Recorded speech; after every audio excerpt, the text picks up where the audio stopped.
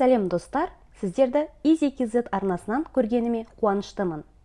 Видеода инвестициямызды қалай қорғаймыз? Инвестициялап жатқан компаниямыз сенімді екендігін қалай білеміз? Осы компанияға инвестициялауға көмектесіп отырған брокер сенімді ме? Ол банкрот болса, активіме не болады деген сұрақтарға жауап беретін боламын. Сіздерді тақырып қызықтыратын болса, видеоға лайк басып, осы тақырып жайлы сұрақтарыңыз бен пікірлеріңізді төменге жаза кетулеріңізді сұраймын. Инвестициялау барысында екі түрлі үлкен қателік жіберілуі мүмкін. Біріншісі, инвестициялап отырған компаниямен байланысты. Инвестиция жасалған компания алаяқ болып шығып, инвесторды құр қол қалтырып кетуі мүмкін. Екіншісі, өздерін брокер ретінде таныстырып, инвестиция жасауға көмектесеміз деген компаниялармен байланысты. Ондай компанияларда инвестиция жасау үшін сеніп тапсырған ақшаңды жымқырып, сан соқтырып кетуі мүмкін. Осындай жағдайға тап болмас үшін әрдайым заңға негізделе отырып инвестиция жасау керек. Елімізде инвесторлардың қызығушылығы заңнамада қарастырылған норма және механизмдермен қорғалған. Сәйкесінше, инвестицияларыңызды тәуекелден, алаяқтардан сақтау үшін инвестицияламас бұрын міндетті түрде келесі екі шартты орындап жатқандығыңызға көз жеткізіңіз. Біріншісі, ұйымдастырылған қор нарығында инвестиция жасап жатқандығыңызды тексеріп алыңыз.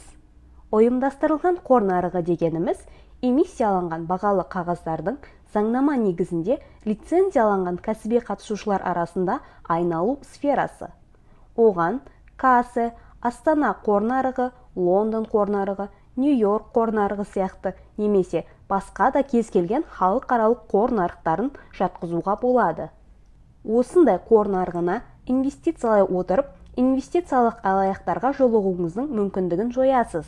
Себебі қор нарығында бағалы қағаздарын саудаға шығаратын компаниялар биржада саудалануы үшін арнайы листинг рәсімін өткізеді.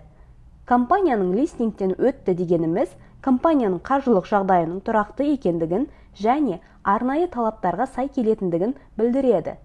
Сонымен қатар, листингтенген компаниялар ашық болады, яғни инвесторларды қызықтыратын ақпараттармен және қаржылық есептілікті ашық жариялап отырады. Инвестициялау барысында көңіл бөлетін екінші маңызды тұстардың бірі ол қор нарығының лицензияланған кәсіби қатысушылары арқылы инвестициялау. Оларға брокерлер, дилерлер, қаржылық құралдарға қол жеткізуге мүмкіндік беретін басқарушы компаниялар жатады. Олар бағалы қағаздар нарығында өз қызметін жүзеге асыру үшін ұйымдастырушының лицензиясына иелік етуі керек. Лицензиясы жоқ қаржылық делдалдарға инвестициялау үшін ақшаңызды сеніп тапсырмаңыз. Енді лицензиясы бар брокерді таңдап алғаннан кейін ол брокер банкрот болып қалды делік. Бұл жағдайда енді активтеріме не болады деп қорқудың қажеті жоқ. Себебі брокерлік компаниялардың қызметінде клиенттердің шоты мен компанияның жеке қаражаты бір-бірінен жеке ажыратылған. Ол дегеніміз брокер клиенттің келісімінсіз оның қаражаты мен бағалы қағаздарына басқарушылық жасай алмайды дегенді білдіреді. Брокер банкрот болған жағдайда инвесторлардың активтерін қорғау үшін бағалы қағаздар нарығының депозитарийлік тіркеу механизмі қолданылады. Яғни, осы депозитарийде бағалы қағаздар мен олардың иесі туралы жазбалар сақталынады. Сол себепті брокер банкрот болған жағдайда инвестордың активтері жоғалмайды. Инвестор басқа брокерге барып, сол бұрын иелік еткен бағалы қағаздарымен жұмысын, яғни инвестициялауды жалғастыра береді. Бұл механизмді бағалы қағаздарды есепке алуды, сақтауды және олармен мәмілелерді тіркеуді жүзеге асыратын ұйымдар іске асырады.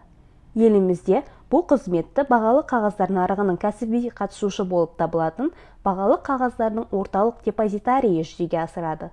Қорытындылайтын болсақ, екі қарапайым шарттарды орындай отырып, инвестициялауды қауіпсіз етуге болады.